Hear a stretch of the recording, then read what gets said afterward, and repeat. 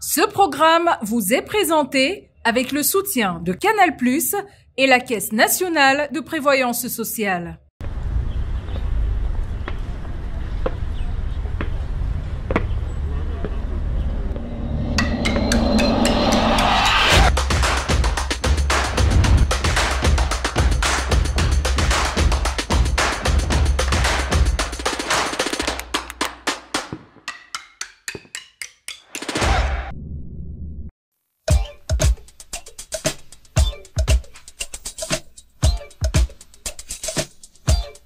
C'est avec un esprit libre et parfaitement indépendant que nous allons en promenade aujourd'hui. Lauréat de l'École nationale d'administration de Paris et major de la promotion justice et intégration régionale de sa cousine tropicale de Yaoundé, il est magistrat de premier grade depuis 2015. 4 années plus tard, il a publié aux éditions L'Harmattan, sous le bandeau de Thémis, une sorte de livre blanc de la justice camerounaise qui lui a valu de terribles injustices et brimades. C'est à la Cour suprême qu'Ulrich Xavier Obono-Ondoa, puisqu'il s'agit de lui, nous a donné rendez-vous pour commencer cette promenade que vous allez aimer, je le sens. On y va? Suivez-moi.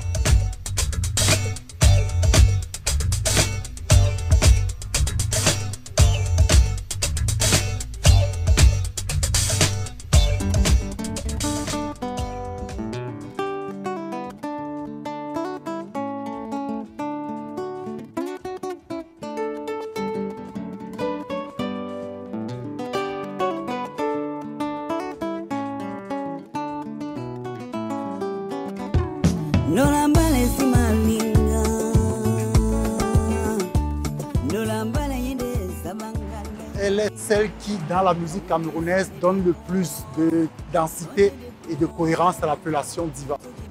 Intelligence des textes, douceur, sensualité sont les ingrédients pour Ndola Mbale, cette nouvelle production de Grâce Deka.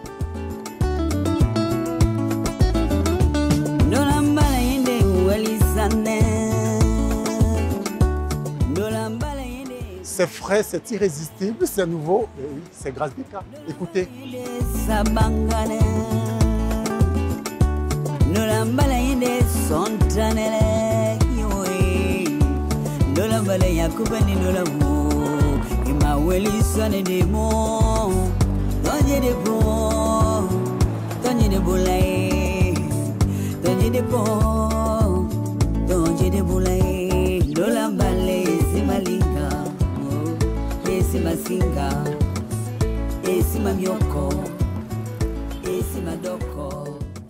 La Cour suprême est la plus haute juridiction en matière judiciaire, administrative et de jugement des comptes. Elle est donc divisée en 3 chambres spécialisées, une chambre judiciaire, une chambre administrative et une chambre des comptes. Son siège est à Yaoundé.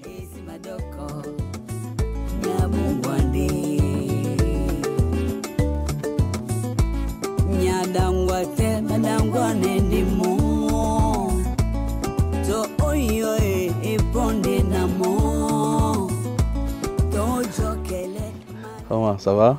Bonjour. Bonjour. Comment allez-vous? Bien et vous-même? Très très bien. Dites-moi, comment je dois vous appeler? Ulrich Xavier ou monsieur le procureur? Qu'est-ce qui vous arrange, vous? Donc on le fait à ma sauce? Comme vous voulez. Je préfère vous appeler José Vicky et moi, appelez-moi Ulrich. C'est plus simple comme ça. D'accord. Voilà, on a un marché conclu. Que vous évoque ce lieu? C'est beaucoup de choses à la fois. C'est le lieu où j'ai prêté le serment de magistrat. C'est l'incarnation la plus aboutie du pouvoir judiciaire au sens de la loi. Et même dans la pratique, c'est la plus haute juridiction de l'État. Donc voilà. Et c'est peut-être le jour où je voudrais finir mes jours. Comment se passe une prestation de serment de magistrat? Pouvez-vous la simuler pour les aficionados de la promenade?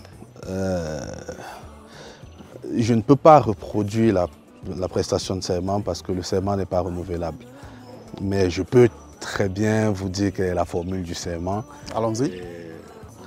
Je jure devant Dieu et devant les hommes de servir honnêtement le peuple de la République du Cameroun en ma qualité de magistrat, de rendre justice avec impartialité à toute personne, conformément aux lois, règlements et coutumes du peuple camerounais, sans crainte, ni faveur, ni rancune, de garder le secret des délibérations et de me conduire en tout, partout et toujours en digne et loyal magistrat. Voilà. C'est l'article 23 du statut de la magistrature. Vous êtes magistrat de premier grade depuis 2015?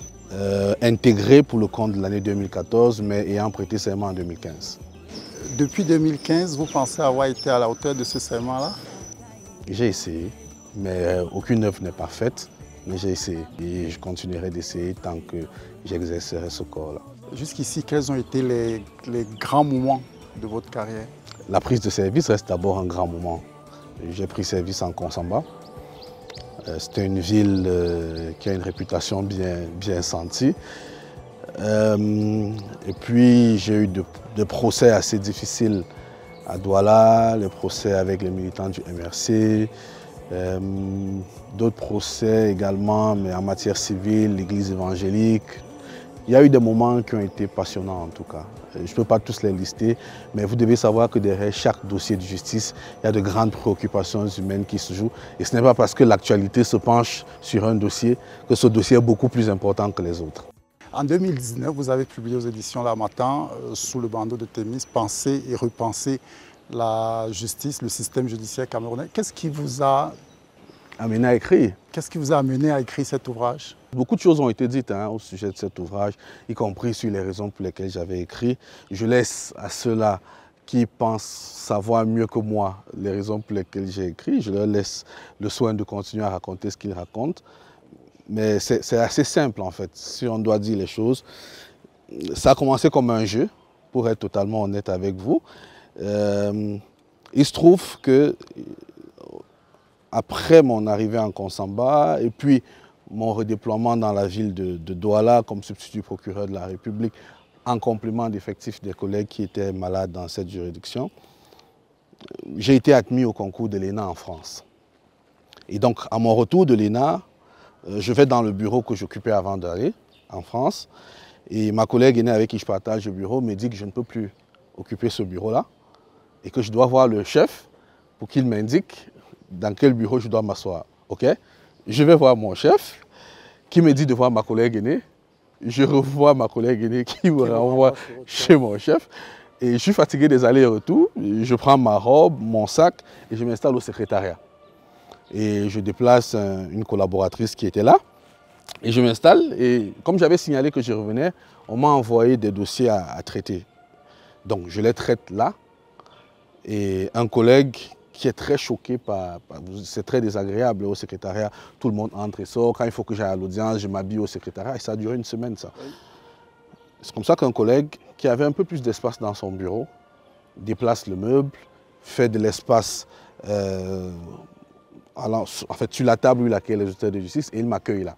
C'est pour ça que quand vous prenez mon livre, le premier chapitre s'intitule « C'est ça votre bureau ». Parce qu'en réalité, c'est ce jour que je commence à écrire le livre. Okay. Donc la première réaction que j'ai, parce que je suis choqué par cette humiliation et ce traitement que je ne m'explique pas jusqu'à aujourd'hui, et je me mets à écrire « C'est ça ton bureau ». Et je décris une scène, et puis je présente à mon collègue et on éclate de rire. Et en fait, le bureau que j'ai décrit à ce moment-là, c'est l'espace de travail qui vient de m'aménager. Et c'est comme ça que l'écriture démarre. Elle démarre sur une plaisanterie, et puis en observant une chose, une autre, discutant avec un aîné, et puis ça s'enchaîne, et voilà, ça donne le livre à la fin, qui était beaucoup plus volumineux, mais que j'ai dû contracter pour l'amener sous la forme d'une histoire, en fait. Parce que la première version était très juridique, section, chapitre, paragraphe, article, ainsi de suite. Donc la deuxième version, c'est plus, comme je l'ai dit dans le livre, une balade de justice. Quelles sont les idées fortes de cet ouvrage? En fait, je vais résumer ça en une phrase, ou en deux. C'est n'importe lequel d'entre nous peut être victime de la justice. Nous avons tous intérêt à avoir une bonne justice. En résumé, c'est ça. Aussi simplement que ça? Aussi simplement que ça. Et quand vous faites une démarche de sciences administratives, vous êtes obligé dans un premier temps de critiquer. Et après, d'apporter des solutions. Et c'est ce que j'ai fait dans ce livre-là. Mais tout le monde s'est arrêté sur la critique. Et très peu de gens sont allés voir les propositions que j'avais faites. Il y a 19 points de critique et il y a 19 solutions à apporter. Avec un épilogue à la fin et puis des propositions sur comment est-ce qu'on finance les réformes que je propose.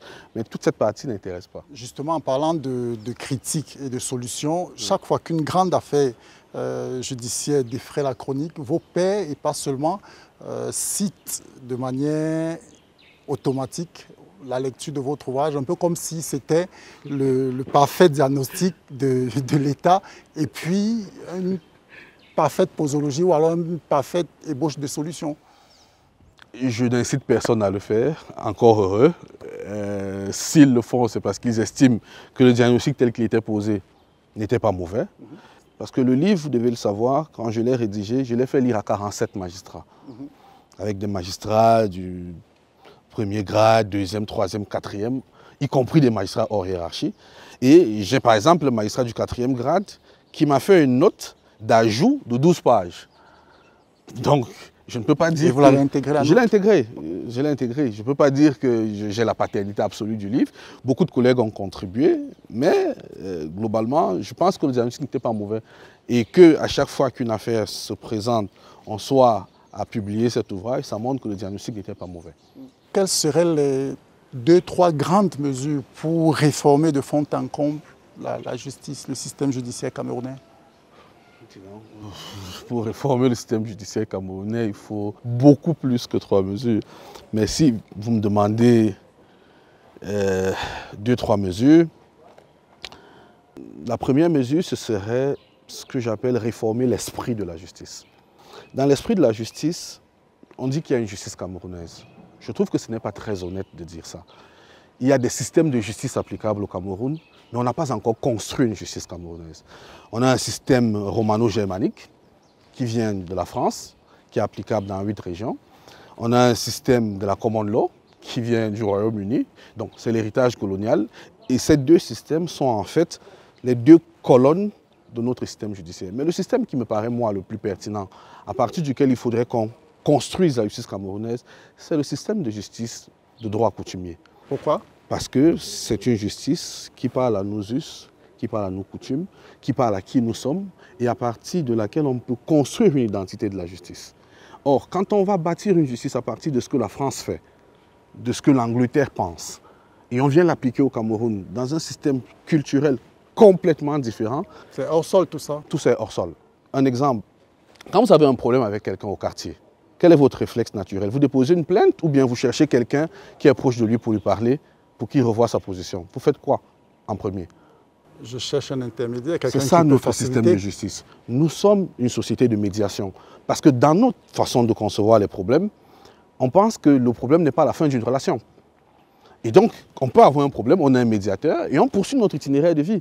Mais si on a un système de justice qui, dès qu'il y a un problème, on se retrouve immédiatement en justice et donc on est en guerre et notre relation partenariale s'arrête, ça ne correspond pas à ce que je crois percevoir de la réalité africaine de manière générale et camerounaise en particulier. Il faudrait que notre système de justice puisse répondre de manière efficace et effective à cette réalité sociale qui est la nôtre. C'est pour ça que je pense qu'il y a un grand chantier sur la construction de la justice. Il faudrait que la justice rentre véritablement dans les esprits comme étant la chose publique. J'explique, c'est un service public. Il ne faudrait pas que les magistrats, les avocats, les gens de justice pensent que c'est un club un peu ésotérique de gens initiés à la science juridique et qui ne peuvent pas parler qu'entre eux. Oui. Prenons un exemple simple. Nous avons une affaire en ce moment qui défraie la chronique, c'est Martinez-Zogo. Est-ce que vous avez vu un seul instant un communiqué d'une autorité judiciaire pour expliquer à la population ce qui se passe? Non, ça se fait ailleurs, pourtant. Donc aujourd'hui, le porte-parole de la justice, c'est Boris Berthaud, c'est Chouta, c'est Zuimanto. C'est eux qui nous disent maintenant ce qui se passe en justice. Où sont les communiqués de la justice?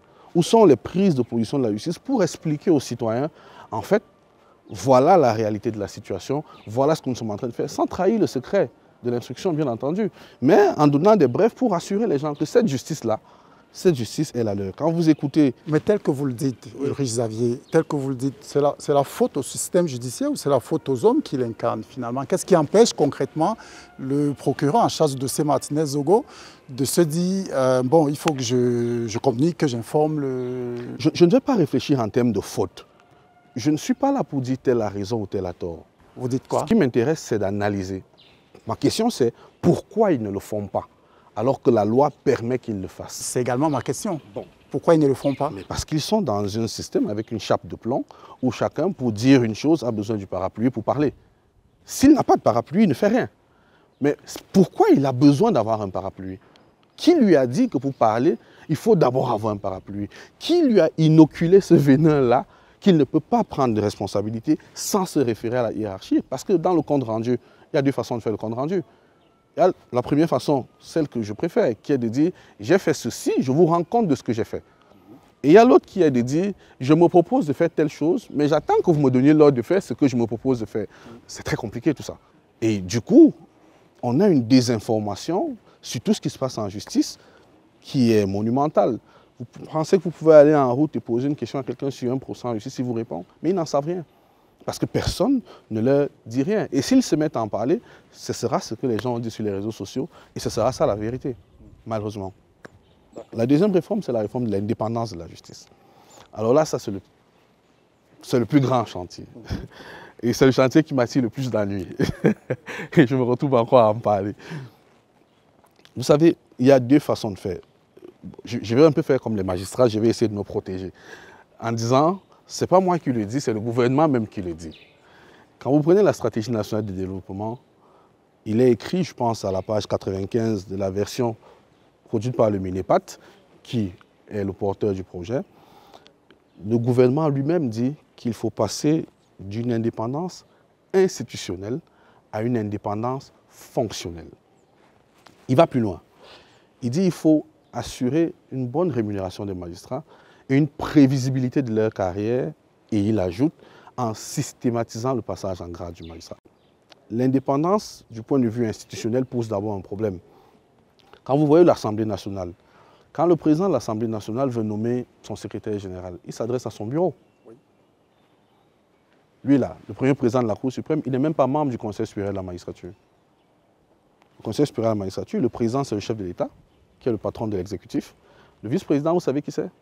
C'est le garde des Sceaux, qui est un ministre, personnalité de l'exécutif. Donc, vous avez le système judiciaire avec à sa tête, c'est-à-dire l'instance la plus importante, qui est le Conseil supérieur de la magistrature, parce que c'est elle qui intègre, qui promeut, qui nomme, qui avance, qui sanctionne. Et cette instance-là, qui est chargée de la carrière du magistrat, est gérée à sa tête par des gens de l'exécutif. Ça n'a pas de sens. Mais le pire encore, c'est que le garde des Sceaux, le statut de la magistrature, lui donne les pouvoirs de gestion administrative des magistrats du parquet. Donc il a déjà une autorité administrative sur les magistrats du parquet. Mais quand il est vice-président du Conseil supérieur de la magistrature, qui gère en réalité la carrière des magistrats du siège, et je vous rappelle que les magistrats du siège ne relèvent que de la loi et de la conscience, et c'est la Constitution qui le dit, vous avez un individu qui est un Janus, qui gère les magistrats du parquet et qui gère les magistrats du siège. Comment est-ce que vous vous imaginez qu'un magistrat, à ce moment-là, ne va pas plier lorsque l'exécutif lui demande quelque chose, puisque toute sa carrière est gérée par l'exécutif. Donc il faut aujourd'hui arriver à un système où les pouvoirs du garde des Sceaux sont complètement amenuisés. Le garde des Sceaux doit s'occuper de la politique judiciaire et on doit renvoyer la gestion de la carrière des magistrats à la Cour suprême, qui a un premier président et qui a un procureur général, qui peuvent très bien organiser le Conseil supérieur de la magistrature, avec un secrétaire du Conseil, avec une administration autonome, qui n'a rien à voir avec l'exécutif. D'autres pays l'ont fait. Pourquoi chez nous, il y aurait une exception camerounaise? On va aménager, bien entendu, les modalités d'intervention du président pour qu'il ne soit pas complètement déconnecté. Les premiers présidents et procureurs généraux peuvent être élus, mais les actes de nomination sont pris par le président. Comme ça, il reste le maître des horloges, mais derrière, la gestion de la carrière, la promotion, l'avancement doivent être assurés par une instance qui n'est pas habitée par les gens de l'exécutif. Troisième point. Le troisième point, bon, avant le troisième point, il faut quand même que je dise qu'on doit bien rémunérer les magistrats. Ils sont mal rémunérés? Ils sont très mal rémunérés. Ça, c'est un truisme de le dire. C'est un truisme de le dire. Vous imaginez quel est le salaire d'un magistrat non. à la sortie de l'école? Non. 252 000. Alors quand on vous donne 252 000 et que vous êtes affecté à Douala, vous faites quoi avec ça? Vous trouvez une maison avec ça? Vous allez au travail tous les jours? Vous faites quoi avec? Vous n'êtes pas en train d'essayer de légitimer quelque chose? Je ne suis pas en train d'essayer de légitimer. Mon travail, c'est d'expliquer. Un magistrat ne fait pas de polémique. D'accord. Un magistrat analyse et il explique. Okay. Je dis il y a 252 000, d'accord? Quand il est heureux, il a une prime de rendement tous les 3 mois qui va venir entre 150 et 200 000 à peu près, quand il est heureux. Parce qu'il y a d'autres collègues qui se retrouvent avec des primes de rendement de 90, 120 000. Et donc, il doit se loger. il doit s'habiller, parce qu'on nous note sur l'habillement dans la magistrature. C'est un critère d'évaluation. Il a 252 000. La maison la plus proche, il la trouve à Bonamoussadi, il la trouve à 100 000. Dans le meilleur des cas. Dans le meilleur des cas, parce qu'il peut la trouver à 150 000. À votre avis, il fait comment pour vivre? Parce que quand on parle de la corruption dans la justice, on ne la légitime pas. Si on reste à dire, avec une déclaration comme une incantation, on dit, allez, il faut arrêter la corruption, c'est bien. Quelles sont les mesures qui sont prises pour empêcher ça? J'entends des gens qui disent, oui, si on améliore le salaire des magistrats et des greffiers, il faut améliorer le salaire des enseignants, mais non, et des médecins, je dis, mais ce n'est pas honnête de dire ça. Mais les magistrats, les médecins, ils servent en clientèle publique, ils servent en clientèle privée. Les enseignants, c'est pareil. Vous imaginez un magistrat que vous trouvez dans le bureau d'un avocat, en train de travailler sur son cœur de métier? Ce sera le scandale. Lorsqu'on requiert l'exclusivité d'une profession, il faut avoir une compensation derrière. Donc ce n'est pas du tout pareil que de dire qu'en améliorant le salaire des magistrats, il faut améliorer le salaire des autres. Ce n'est pas honnête. Il faut améliorer le salaire des magistrats parce qu'il y a cette exclusivité et parce que leur charge de travail, les missions qui sont les leurs sont importantes. Et que plus que les autres, et c'est le chef de l'État qui le dit, ils assurent la régulation sociale. Donc voilà, je voulais quand même le souligner parce que ça me semble être important. La troisième chose, c'est quelque chose qu'on ne fait pas encore ici. C'est un peu ma fibre sociale qui s'exprime là. C'est ce que j'appelle l'accès au droit. Dans mon ouvrage, si vous avez eu l'occasion de le lire, je raconte une histoire qui fait rigoler, mais qui ne devrait pas faire rigoler en réalité. Alors, on est à l'audience avec ma collègue Dominique Pilet, qui est décédée aujourd'hui, paix à son âme. Et il y a un monsieur qui vient à l'audience et on lui dit, vous plaidez coupable ou non coupable? Il dit, je plaide coupable. On lui dit, est-ce que vous savez ce que ça veut dire plaider coupable? Il nous répond, mais vraiment très énervé. Il dit, j'ai dit que je plaide coupable, je ne suis pas venu m'amuser, cette histoire a trop duré. Alors ma collègue lui demande, vous plaidez coupable d'avoir fait quoi? Il dit, le jour des faits, je n'étais même pas là. Donc en fait, il veut dire non coupable, mais il ne sait pas ce que ça veut dire non coupable ou coupable. Dans d'autres pays, on a créé ce qu'on appelle l'accès au droit. L'accès au droit, c'est quoi? Ce sont des cliniques juridiques, c'est des permanences juridiques, où les personnes qui n'ont pas de moyens de se payer un avocat trouvent des bénévoles qui sont là pour leur expliquer les procédures, les choses à faire, les voies de droit, ainsi de suite. Je pense que ça, on gagnerait à le faire parce que nous sommes une société, les gens ont tendance à penser que le Cameroun c'est Yaoundé et Douala. Non, nous sommes une grande société rurale avec des territoires oubliés parfois et là-bas ils ont aussi besoin de droit. Et il n'y a pas toujours des avocats là-bas, il n'y a pas toujours des agents d'affaires là-bas, mais comment est-ce qu'on fait pour s'assurer que leurs droits sont pris en compte et pris en charge? On a vu circuler il y a quelques mois, si ma mémoire ne me fait pas une infidélité, sur les réseaux sociaux, un traité, un arrêté de votre hiérarchie faisant état de... vous riez. Ok. Faisant état de la suspension de votre solde. Qu'en est-il? Mais vous avez vu circuler, donc vous savez quel est le contenu. Vous voulez que je vous dise quoi d'autre? Au moment où on en parle, qu'en est-il? Alors, je ne peux pas rentrer dans le fond des éléments de droit qui meublent un peu la procédure qui se poursuit. Mais vous avez effectivement vu un arrêté qui disait que j'avais abandonné mon poste, parce que j'avais été redéployé à Marois. Que j'avais abandonné mon poste et que voilà, on avait suspendu ma solde. Et vous avez certainement vu également passer un texte qui expliquait qu'en réalité, il ne s'agissait pas, voilà, il s'agissait pas de ça. Mais ce n'est pas ça qui m'a le plus gêné, parce que si c'est sur le fond, j'ai déjà produit tous les éléments de fond, tant à ma hiérarchie qu'à la hiérarchie de ma hiérarchie. Et la question, je pense, elle est toujours en étude. On peut regretter que pour déterminer un abandon de poste, on prenne plus de 2 ans. On pensait que c'est quelque chose qui se fait assez simplement et rapidement. On peut regretter que ce temps soit long, surtout que derrière, c'est des aliments qui sont privés par la suspension de solde. Mais ce n'est pas le plus grave. Le plus grave, c'est que cet arrêté se retrouve sur les réseaux sociaux.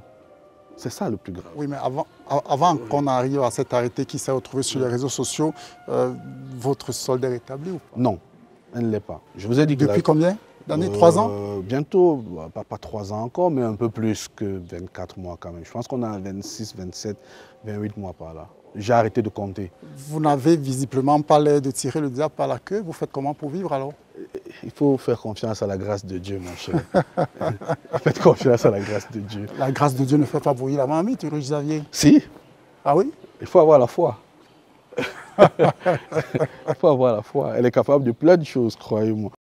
Beaucoup pensent que ces brimades-là sont la conséquence de la publication de Sous le bandeau de Thémis, Penser, repenser le système judiciaire camerounais. Vous en pensez quoi? Vous en pensez quoi d'abord? Dans cette affaire, je pose la question pour répondre. À ce stade, rien ne me permet de dire que ce n'est pas ce livre qui me cause tout ce que je suis. Vous l'avez fait lire à votre hiérarchie? J'ai fait tenir un exemplaire à la hiérarchie, oui. Qu'est-ce que votre hiérarchie a dit? Je ne vais pas vous révéler le contenu de mes échanges avec le ministre qui m'a reçu, Oui. avec lequel on a échangé sur cet ouvrage. Oui. Mais je ne vous révélerai pas le contenu de nos échanges.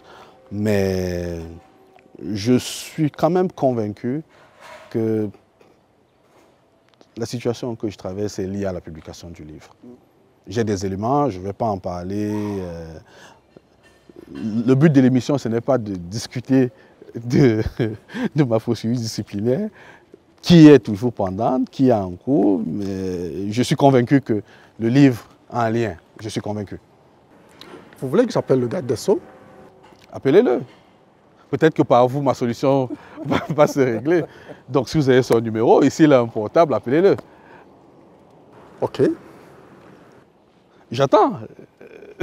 Non, je vais faire ça. Je ne vais pas le faire devant les caméras, mais hors caméra, je vais essayer de le joindre pour avoir son avis. Son avis sur cette question qui est quand même totalement surréaliste. Je suis preneur de son avis également. Mais comme je vous ai dit, la procédure suit son cours. On regrette que le temps soit long. On regrette qu'un document qui n'aurait jamais fait l'objet de publication se soit retrouvé dans Cameroun Tribune, alors même que le statut de la magistrature est clair sur le fait que, concernant les magistrats, seuls les actes de révocation font l'objet de publication. Comment un acte préparatoire a fait pour se retrouver dans Cameroun Tribune? C'est ça qui est regrettable. Quelle était l'intention? Quel était le but poursuivi? Pourquoi avoir fait ça? Pourquoi avoir violé le texte? Qu'est-ce qu'on recherchait en publiant ce texte-là dans Cameroun Tribune? Je ne sais pas.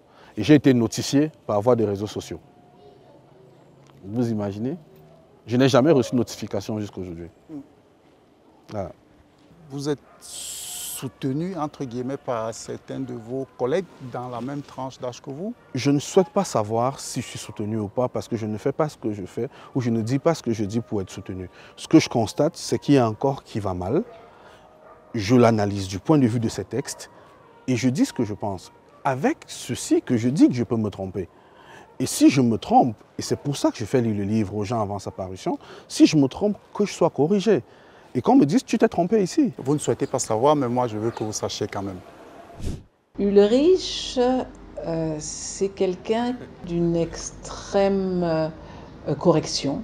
Souvent, au palais, nous l'interpellions quand nous avions un problème de droit et que nous n'avions pas peut-être suffisamment travaillé. Et je trouvais qu'Ulrich avait toutes les qualités d'un bon magistrat. Le sens de l'écoute, de la communication, des connaissances juridiques bien affirmées, et puis son extrême humanité.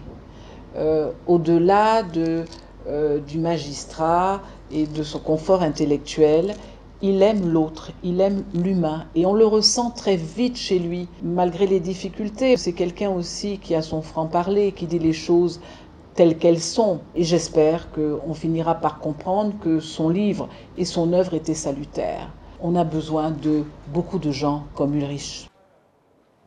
Dominique Fous, dis donc. Ok. Ok. Je ne sais pas quoi répondre à ça. Elle a posé un regard sur moi. Vous voulez que je commande son regard sur moi? Je ne sais pas, j'ai rien à dire. D'accord. J'ai rien à dire. Et je suis très gêné en fait. J'ai pas l'habitude. Oui, j'ai pas l'habitude. Comme je vous ai dit, je défends mes points de vue, je défends mes opinions. Et je n'attends pas d'être soutenu. Je ne le fais pas parce que je veux être aimé, adulé, reconnu. Non, c'est qu'il y a une situation.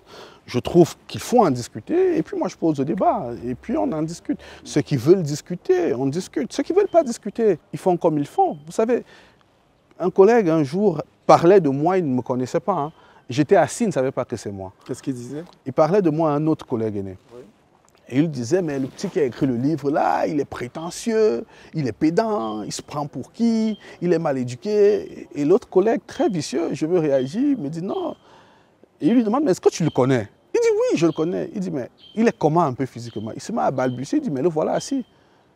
Vous imaginez l'embarras? Ce genre de choses, il y a des moments où je me pince un peu pour m'assurer qu'on parle bien de moi, quoi. Ou bien est-ce que mon corps ne sort pas la nuit faire un tour pendant que je dors et puis il revient, parce que des histoires à n'en plus finir. Mais moi, je n'écoute pas tout ça. Je n'écoute pas tout ça. Je débat des idées, je débat des principes, j'ai des points de vue. Je ne parle pas des personnes. Pour le reste, je laisse chacun libre de faire ce qu'il veut. Quelle est la prochaine destination de cette promenade, Xavier Obono? Je vous amène dans mon quartier, où j'ai fait mes études, où j'ai passé une bonne partie de ma vie. Vous allez voir, c'est très passionnant. Peut-être vous comprendrez mieux pourquoi je suis aussi tenace. Parce que quand on vient d'où je viens, on a l'habitude d'être opiniâtre. Ouais. Ouais. Allons-y. Okay.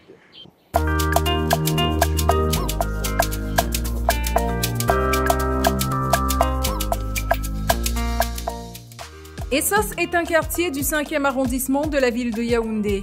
Littéralement, la contrée des Francolins, Essos avait pour appellation originelle Kangmekaba et se fait également appeler Eligabanda.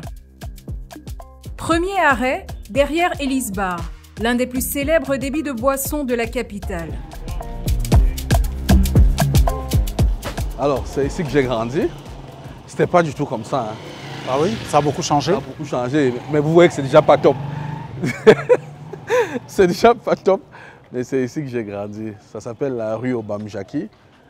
D'ailleurs, vous voyez écrit groupe scolaire bilingue Obamjaki. C'est cette école qui a donné le nom à cette rue. Ok. C'est ici que j'ai commencé mes études à la maternelle. C'était pas du tout comme ça. Vous gardez quel souvenir de votre enfance dans cette rue? Je suis né ici en fait. Je suis né à l'hôpital de la Caisse et mes parents vivaient ici. Juste en dessous, juste là. Et donc j'ai commencé l'école ici. C'était l'école maternelle Obamjaki. On appelait la directrice maman. Alors cette rue, si vous regardez bien au sol, vous allez voir mes empreintes. Donc j'ai joué au foot partout ici. J'ai joué au foot. Le foot, c'était ma grande passion. Hormis le foot, quel autre souvenir? Ma mère vendait des fruits et légumes, juste là, à ce carrefour-là. Parfois des avocats, des bananes, souvent des sucettes, des beignets. Donc on se tenait souvent ici pour vendre. Avec mon frère aîné, on vendait des sucettes. Et sous le goyavier qui était ici, mon frère aîné vendait des sucettes pour les élèves de l'école maternelle en fait. Donc souvent quand on sortait, on se mettait là, il voulait me donner une sucette. Et on disait à l'époque, casse-moi la sucette, casse-moi la sucette. Donc je cassais la sucette à mes amis. C'était pas du tout la même configuration. Qu'est-ce que ça vous faisait de vendre des fruits et légumes avec votre maman? Je n'avais aucune conscience que ça voulait dire. C'est quand j'ai grandi que je me suis rendu compte de ce que ça représentait vraiment en termes de sacrifice, de charge de travail, de dévotion pour ses enfants, pour sa famille. Mais à l'époque, on le faisait naturellement et spontanément. Mais c'est quand elle est morte, d'ailleurs elle est morte très jeune ma mère. Ma mère est morte, elle avait 30 ans. C'est quand elle est morte que mon père qui n'arrivait plus à gérer tout seul, c'est là où on a commencé à sentir que c'était difficile. C'est là, et plus en grandissant, on s'est rendu compte que c'était pas évident. C'était un gros sacrifice. Et vous avez eu à quel âge votre maman? Alors, je n'ai pas la... mais entre 18 et 19 ans. Entre 18 et 19 ans, en fait, qu'elle m'a eu. Elle était encore scolarisée? Elle était scolarisée, elle était au lycée bilingue. Et c'est d'ailleurs pour ça que tout à l'heure, je vous amène au lycée bilingue. Okay. Parce que son plus grand rêve, parce que vous savez qu'à l'époque, quand une fille était enceinte à l'école, on la déscolarisait. Donc c'est comme ça que ma mère a arrêté ses études. Donc quand elle m'a conçu, elle a arrêté les études. Et elle disait toujours que pour réécrire l'histoire, il faudrait que j'aille au lycée bilingue pour achever ce qu'elle n'avait pas pu achever. Ouais. Et donc j'ai présenté le concours du lycée bilingue. Après avoir fait l'école primaire, mon école était juste derrière cette rue-là. il y avait une rue, la rue de Martinez, d'ailleurs on en parlait, il habitait juste derrière. Oui. Et j'ai fréquenté là, et après je suis allé au lycée bilingue à côté. Non. Dans le sens de réécrire l'histoire, j'ai entendu dire que vous avez fait des choses et d'autres pour que soit dépénalisé, entre guillemets, je dis bien entre guillemets, le fait de concevoir pendant qu'on est non, à l'école. C'est encore très embryonnaire, c'est un projet de loi en fait. C'est un projet de loi pour les droits des femmes et des filles, notamment dans le cadre de la lutte contre les violences. Et à l'intérieur de ces travaux, qui se poursuivent d'ailleurs, la question de la non-déscolarisation de la fille qui conçoit a été posée. Mais ce n'est pas nous qui l'inventions, parce que le ministère de l'Éducation nationale avait déjà pris une circulaire et un arrêté qui allait dans ce sens. Mais nous avons pensé qu'il fallait lui donner un ancrage normatif plus important et donc de l'insérer dans une loi. Et j'avoue, si vous en avez entendu parler, c'est parce que les échanges ont été très vifs.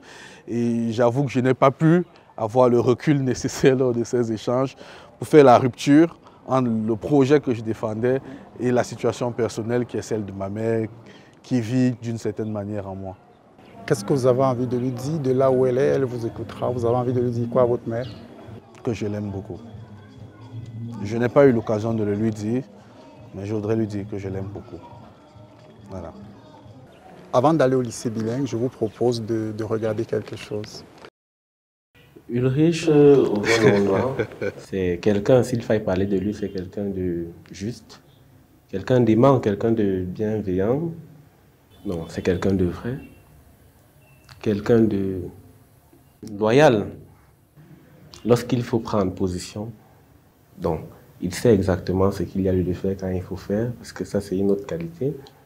Je l'aurais même taxé de petit Dieu.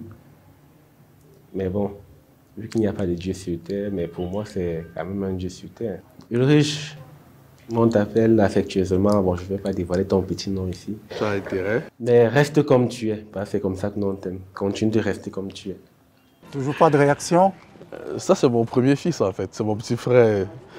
C'est toujours un plaisir de voir qu'il est capable de prendre la parole telle qu'il le fait. Il a fait beaucoup de progrès depuis le temps. C'est tout ce que je peux faire comme commentaire et je suis fier de lui. Alors, lycée bilingue maintenant. Je vous suis. Allons-y.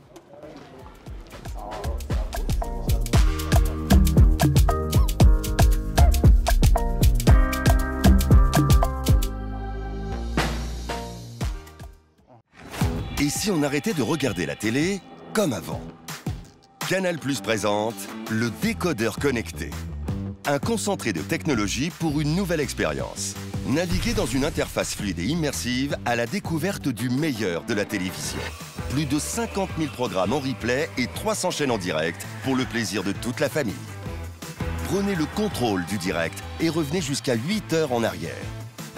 Grâce à la connexion Internet, gardez le signal même en cas d'intempéries. Nouveau décodeur connecté. Plongez dans la nouvelle expérience Canal+. Venez l'essayer en boutique.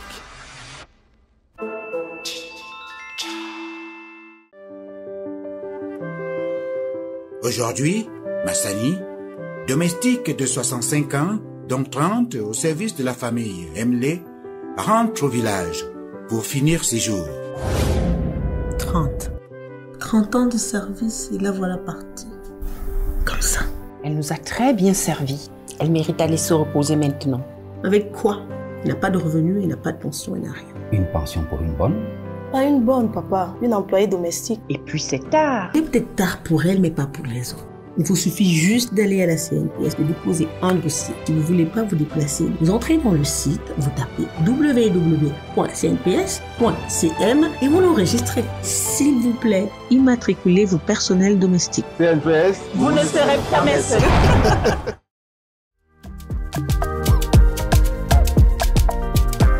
Deuxième arrêt, le lycée bilingue du même quartier.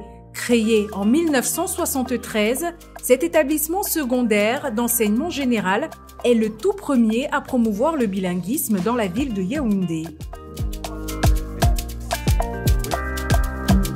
Alors, on est au lycée bilingue.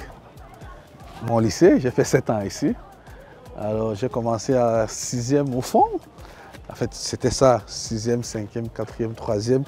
Ma troisième, elle est là, sur la droite. La première, elle était de l'autre côté. Et cette classe-là, c'est ma terminale. Celle-ci, qu'on voit avec les nacolas. C'est ici que j'ai fait ma classe de terminale. Et ça fait du bien de revenir ici. Bon, par contre, ça n'a pas beaucoup changé. C'était déjà à peu près comme ça, mais ce bâtiment-là, il n'existait pas. C'était une grande cour ici. Ça n'existait pas du tout. Les bancs publics ont toujours été là, la salle des fêtes qui faisait également office de cantine. Tout droit au fond, c'était le centre informatique, le centre multimédia. Le chef de l'État était venu faire une inauguration d'ailleurs de ce centre-là. Et quand on se découvrait un peu jeune, quand on commençait à vouloir séduire les femmes, c'était sur ces bancs publics là. Sur ces bancs publics. Bon, moi j'étais très jeune. J'étais très jeune et donc forcément mon succès était très mitigé chez les femmes parce qu'il y avait quand même beaucoup de critères. J'étais jeune, j'étais pas grand de taille. Et donc il fallait être jeune et avoir ma taille. Il n'y avait pas beaucoup de choix. Mais vous aviez la tchatch.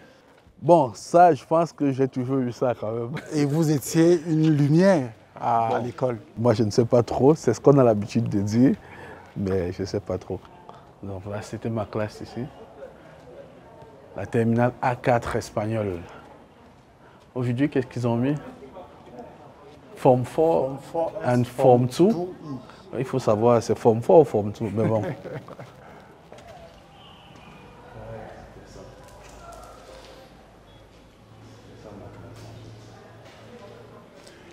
À quel moment, Ulrich Xavier, avez-vous voulu être magistrat? C'est pendant que vous étiez dans ce lycée? Non. J'ai toujours dit que j'ai découvert la beauté de la magistrature après. Mais au départ, je vais être magistrat pour de mauvaises raisons. Mon père a été humilié par un magistrat dans le cadre d'une procédure qu'il suivait au tribunal de Bolova. Procédure au cours de laquelle je l'accompagnais parce que j'étais en congé. Et j'ai jamais vu mon père pleurer. La première fois de ma vie que j'ai vu mon père pleurer, c'était cette fois-là. C'était un magistrat qui l'avait humilié. Et mon père, il pleurait. C'est-à-dire, il pleurait, il avait le hoquet, la mauve qui sortait partout. Et voilà. Et quand mon père décède, c'est fou, l'histoire de la vie. Mon père est décédé le 29 janvier, dans la nuit du 29 au 30 janvier 2000. Je suis en classe de 3e, juste la classe de 3e que je vous ai montré tout à l'heure. Et cette nuit-là, il me fait appeler et parmi les choses qu'il me dit qu'il souhaite que je devienne magistrat. Donc je grandis avec la rage d'être magistrat parce que mon père l'a voulu et tout. Mais après, au contact d'un certain nombre de personnes, des amis, et puis ma sensibilité naturelle vers la justice, je m'intéresse à la justice et je commence à aimer la justice. Donc en terminale, j'aime déjà la justice. J'adore le cours de philosophie, même si avec le prof de philo, ça ne se passe pas bien du tout. Mais voilà, c'est comme ça que mon projet de justice s'est formé vraiment au fil de l'eau. Et vous savez, je vous parlais d'une ironie. Vous savez à quelle date j'ai prêté le serment de magistrat? Le 30 janvier 2015. 15 ans à la date anniversaire du décès de mon père. Vous croyez que c'est un hasard, ça? Mais sont où les mauvaises raisons? Vous dites que vous avez parce que je voulais venger mon père. Okay. Il y a d'autres qui vous disent non, je voulais toujours me battre contre l'injustice. Moi, ce n'était pas mon truc au départ. Ça, c'est vraiment après, quand je me suis intéressé à la question, que j'ai commencé à aimer la justice. Et je ne sais même pas si j'aime la justice. Je déteste l'injustice. Je déteste l'injustice. Maintenant, est-ce que détester l'injustice veut dire aimer la justice? On peut faire tout un débat là-dessus, mais je sais que je déteste l'injustice. Mais le projet de magistrature, il s'est formé comme ça. À la base, sur la colère d'un enfant. Et puis, au fil de l'eau, j'ai commencé à aimer le corps. Je vais vous faire voir quelqu'un qui remonte à cette époque du lycée bilingue. Vous êtes preneur? Oui. On est là pour le jeu, donc allons-y.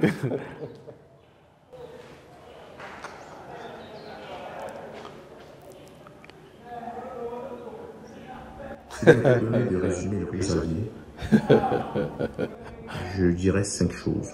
5. Humanisme, puis dévotion, loyauté, disponibilité et surtout, humilité.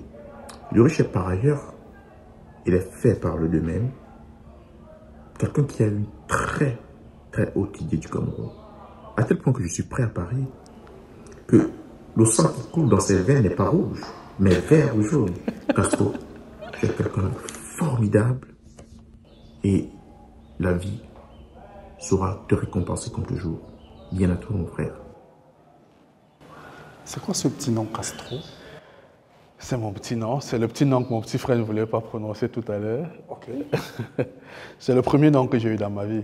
Racontez-nous l'histoire. Je ne la connais pas puisque j'étais bébé. Non, vous rigolez. Allez, racontez-nous l'histoire, on la veut. Alors, c'est l'histoire qu'on m'a racontée aussi, donc oui. À prendre avec des pincettes. Mais il se peut que je suis né à l'hôpital de la CNPS.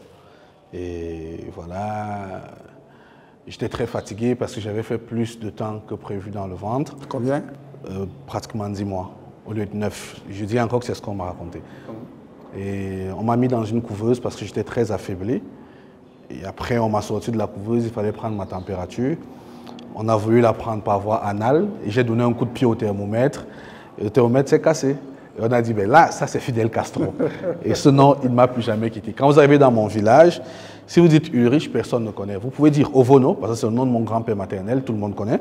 Il était chef traditionnel, quelqu'un de très réputé, très connu.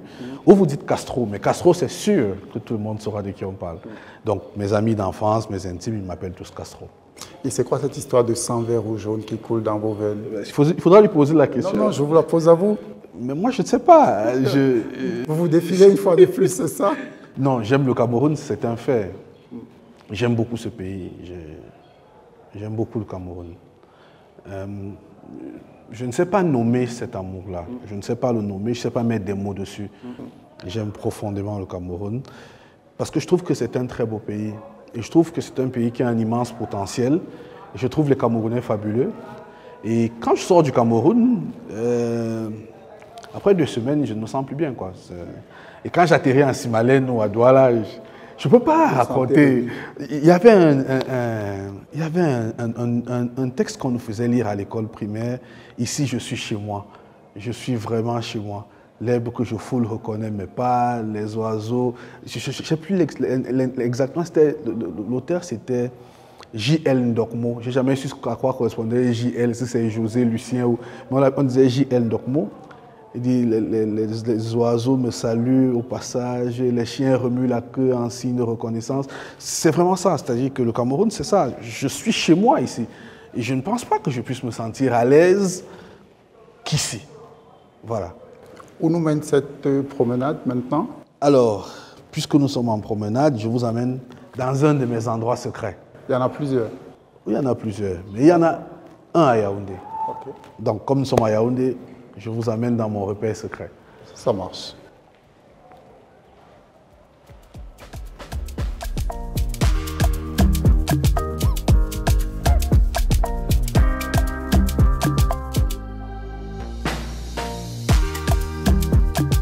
C'est à 6 km environ du centre-ville, sur les hauteurs du Fébé village, non loin du mont Fébé, haut de 1077 mètres, que se poursuit la promenade avec Ulrich Xavier Ovono.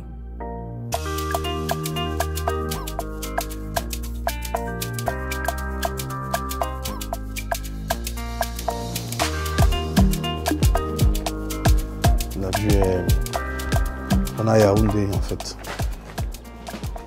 On a tout Yaoundé. À quel moment vous venez souvent ici? Oh, ça dépend. Généralement quand j'ai besoin d'être seul, j'ai besoin de réfléchir, j'ai besoin de prendre une décision difficile. J'aime beaucoup être seul parfois. Ça me permet de renouer avec moi-même.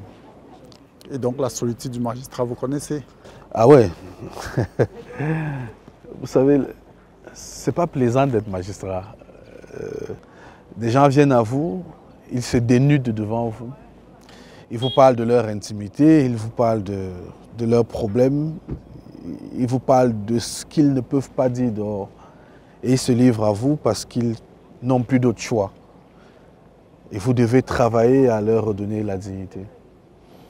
Et vous êtes parfois dans cette discussion, dans cette querelle interne entre ce que le droit veut et ce que l'humanité qui ne vous a pas quitté exige. Et dans cette querelle-là, effectivement, on est seul. Parce qu'on ne peut pas... On ne peut pas partager ça avec quelqu'un. C'est intime. On ne peut pas. Donc oui, je viens très régulièrement ici, quand je vais être seul. Ça me donne envie de vous montrer quelque chose. Alors Ulrich, c'est un ami de très longue date. C'est l'une des rares personnes que j'appelle à 2 h du matin quand je me sens mal et il répond au téléphone et il me console, il me rassure. C'est quelqu'un d'extrêmement généreux également. Il donne... C'est rare d'avoir autant de qualités. Et je le lui dis souvent, il ne faut pas être aussi bon parce que les bonnes personnes ne vivent pas longtemps. Donc il faut apprendre à être un peu méchant de temps en temps. Mais voilà, il n'y arrive pas, il ne m'écoute pas sur ce plan-là.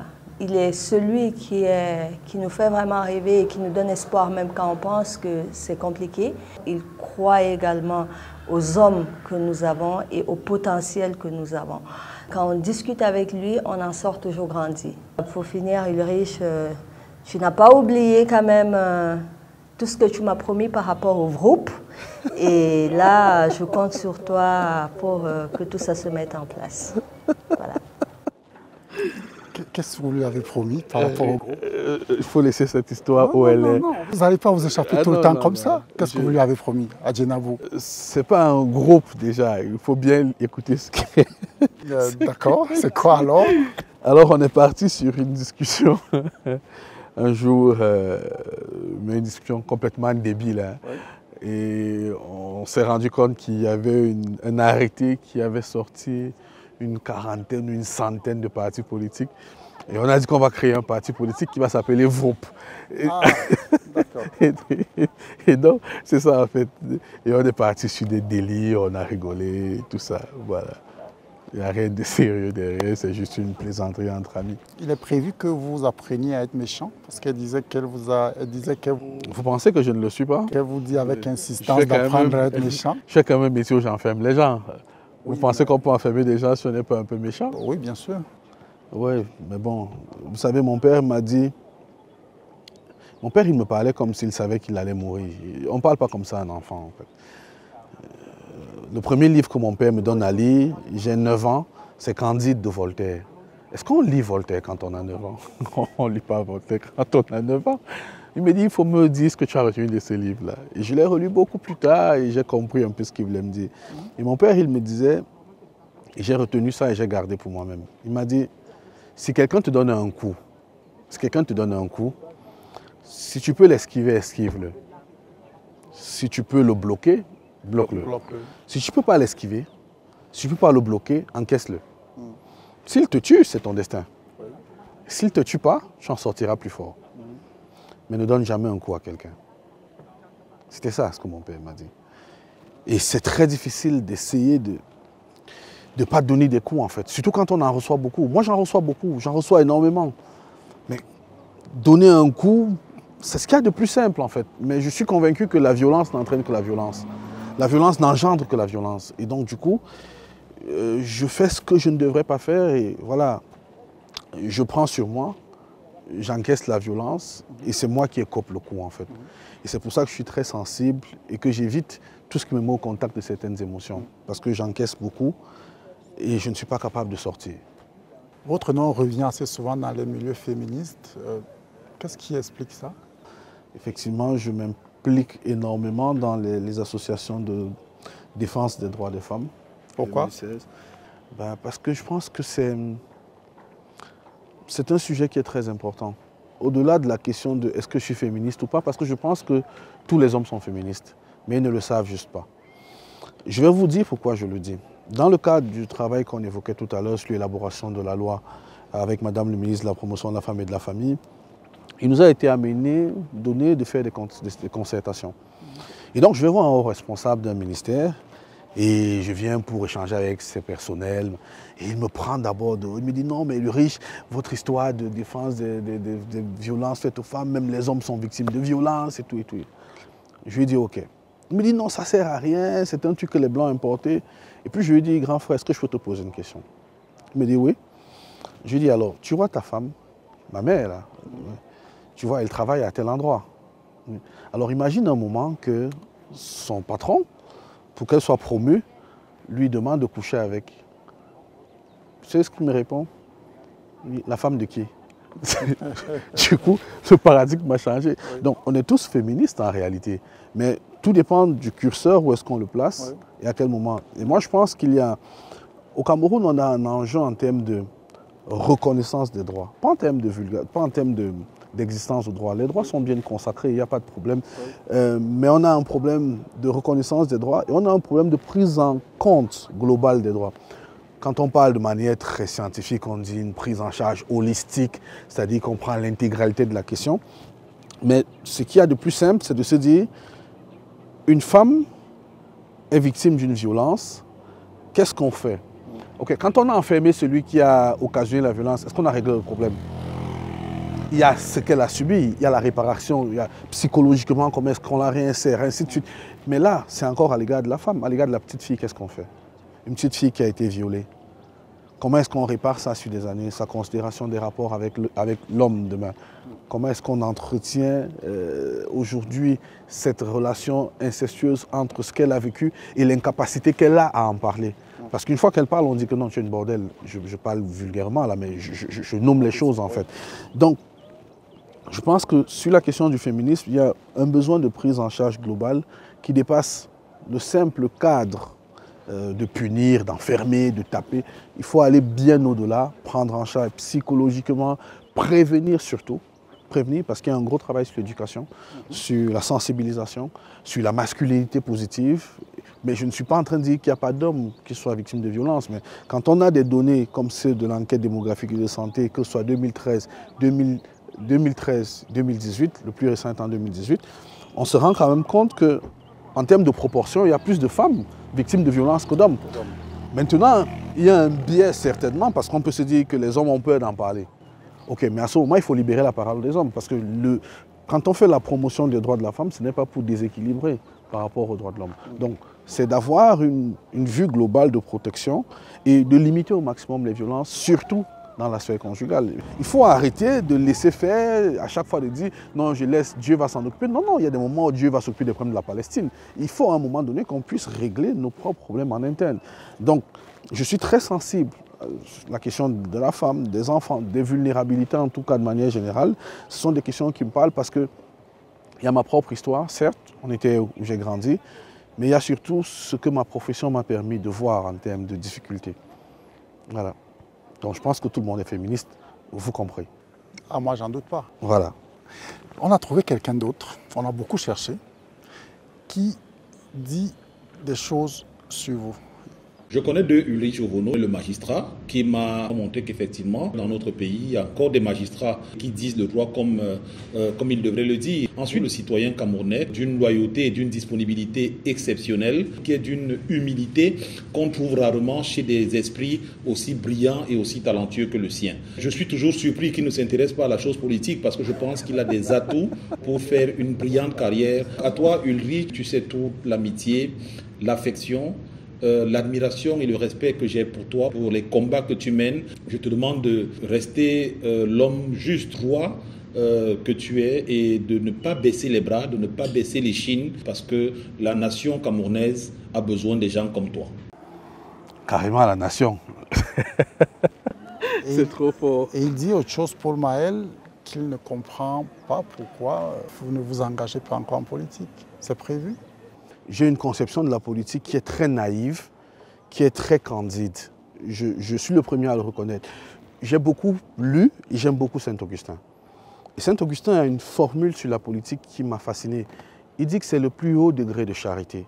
Et je pense que c'est ça la politique. La politique, elle est messianique. Vous pensez que c'est ça que devrait être la politique? Non, mais il n'y a pas une bonne politique et une mauvaise politique. Il y a la politique tout court. Okay.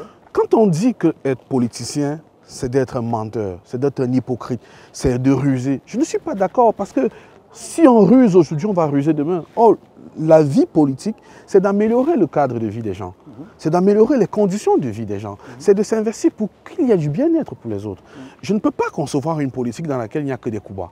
Je ne sais pas donner des coups. Donc, du coup, si je m'engage là tout de suite, c'est pour devenir quoi? Le punching ball sur lequel on va taper ou bien une espèce d'ogre politique? Je suis très mal à l'aise avec l'idée de m'engager en politique, justement parce que le cadre actuel, mais je sais que j'ai la fibre politique, je sais très bien que j'ai la fibre politique, mais pour le moment, le contexte, le cadre, on verra. Je suis suspendu de mes fonctions. Ce qui m'intéresse aujourd'hui, c'est d'être rétabli d'abord dans mes fonctions de magistrat, de continuer à être disponible pour mes concitoyens, comme j'ai essayé de l'être depuis ces 10 dernières années. Ça fait quand même 10 ans que j'essaie d'être un bon magistrat. Je ne suis pas parfait, j'ai mes défauts, j'ai parfois commis des erreurs et je m'en suis excusé. Je m'en excuse encore auprès de ceux qui regarderont cette émission et qui penseraient que j'ai commis des erreurs dans le cadre de l'analyse de leur dossier. Mais une chose après une autre. Pour le moment, je suis suspendu, j'estime que c'est injuste. J'ai fait valoir mes arguments, j'attends la suite et après, on ne sait jamais. Vous avez des modèles? En politique? Pas seulement, dans la vie? Des gens qui m'ont marqué, inspiré. Oui. Oui, quand même. J'ai beaucoup de chance. Hein. J'ai perdu ma mère, j'avais 10 ans. J'ai perdu mon père, j'avais 13 ans. Nous n'étions pas riches, nous étions très modestes, vous voyez d'où on vient. Mais j'ai rencontré des gens fabuleux sur l'itinéraire de ma vie. La première personne qui a vraiment façonné, structuré même ma pensée de service public, c'est Nanvou Benoît, l'ancien gouverneur de la province du centre à l'époque, région aujourd'hui. Début des années 90. Je pense que c'est à cette époque qu'il était gouverneur. Je l'ai connu par son fils, Nanvou William, qui est mon camarade de classe, avec lequel j'étais dans la classe de terminale où on était tout à l'heure. Et il m'a adopté tout de suite. Je vais vous dire jusqu'à quel point. C'est lui qui m'a préparé pour l'oral de l'ENAM. Il découpait des feuilles de journaux, il me recevait dans son salon, il posait des questions et je répondais. Et lui, il m'a beaucoup parlé de service public. Beaucoup, beaucoup, beaucoup. Après, il y a le général Semengue, qui est mon premier vrai patron dans la vie, parce qu'il m'a fait l'honneur insigne, vraiment insigne, de me nommer, quand on le nomme président de la Ligue de football professionnel, de me nommer directeur de cabinet. Donc c'est avec lui qu'on a commencé à sortir la Ligue de football professionnel de terre. Et j'ai retenu de Semengue 3 choses. Patriotisme, simplicité et devoir de vérité. Maintenant, dans la justice, il y a beaucoup de modèles. Marie-Louise Abomo, Gilbert Schlick, Mama Paba Salé, Amadou Soulé, Atanga Nambazoa, Chembouani, qui m'a ouvert les portes du palais de justice avant que je ne sois même magistrat. Madame Bongueno Soso, Madame Balekissou, Sadou, et bon, mon maître, celui que tout le monde connaît, M. Nyobelen Christophe, qui, lui, a tenu ma pensée intellectuelle de la justice et m'a aidé à la conceptualiser. Donc voilà, c'est des gens qui m'inspirent et au contact desquels on veut leur ressembler, on veut être comme eux, parce qu'on se dit qu'ils incarnent quelque chose qu'on ne devrait pas voir disparaître de la justice. Voilà. Quelle est la place de la foi dans votre vie, parfois dans la prise de certaines décisions? Je ne prends pas des décisions sur la base de ma foi. J'ai une vie de foi intérieure qui est profonde.